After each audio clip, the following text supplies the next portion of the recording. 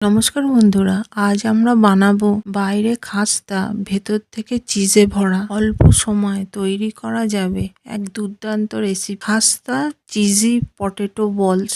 ভ্রমণের চ্যানেলে আপনাদের সবাইকে স্বাগত। চলুন এবার দেখে নিই। প্রথমে দুটো বড় সাইজের সেদ্ধ আলুকে খোসা ছাড়িয়ে নেব, এরপর স্ম্যাশ করে নেব। জিরে করে কাটা পেঁয়াজ, কুচনো কাঁচা লঙ্কা, আদা, রসুন, নুন, লাল লঙ্কার গুঁড়ো, জিরে গুঁড়ো, ধনে গুঁড়ো, কিং চাইনিজ মশলা, চিকেন মশলা, গোলমরিচ, চামচ সর্ষের তেল দিয়ে ভালো করে মিশিয়ে নেব। 2 চামচ কর্নফ্লাওয়ার দিয়ে আরো একবার ভালো করে মিশিয়ে নিয়ে 10 থেকে 15 মিনিট ঢাকা দিয়ে রেখে দেব। এরপর কড়াই গরম হলে সাদা তেল দিয়ে দেব।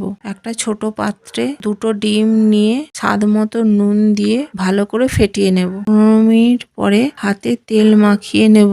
আলুর যে মিক্সচারটা বানিয়েছিলাম, ছোট ছোট বল বানিয়ে তার মধ্যে চিজ ভরে দেব। আরো একটু আলুর মিক্সচার নিয়ে বল বানিয়ে নেব।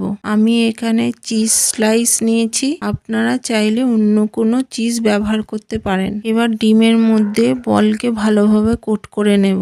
এরপর ব্রেড ক্রাম্বসের ওপরে বলটাকে কোট করে নেব। বন্ধুরা, ব্রেড ক্রাম্বস আমার কাছে ছিল না, সেই জন্য আমি বিস্কুটকে গুঁড়ো করে ব্রেড ক্রাম্বস হিসেবে ব্যবহার করেছি। এইভাবে দ্বিতীয়বার ডিম আর ব্রেড ক্রাম্বসের উপরে বলগুলোকে কোট করে নেব। কোট করা হয়ে গেলে কড়াইতে দিয়ে দেব। 5 থেকে 7 মিনিট ভালো করে ভেজে নেব। এইভাবে সমস্ত চিজ বলকে ব্রাউন করে ভেজে নেব। বন্ধুরা, একটা চিজ বলকে ভেঙে দেখাচ্ছি। কম উপকরণে সহজ পদ্ধতিতে একটি অপূর্ব রেসিপি। দেখুন বন্ধুরা, কত সুন্দর কুরকুরে আর খাস্তা হয়েছে। আপনাদের ভিডিওটি ভালো লাগলে লাইক, শেয়ার আর সাবস্ক্রাইব করতে ভুলবেন না। আবার দেখা হবে নতুন কোনো ভিডিওতে। ততক্ষণ ভালো থাকুন, সুস্থ থাকুন।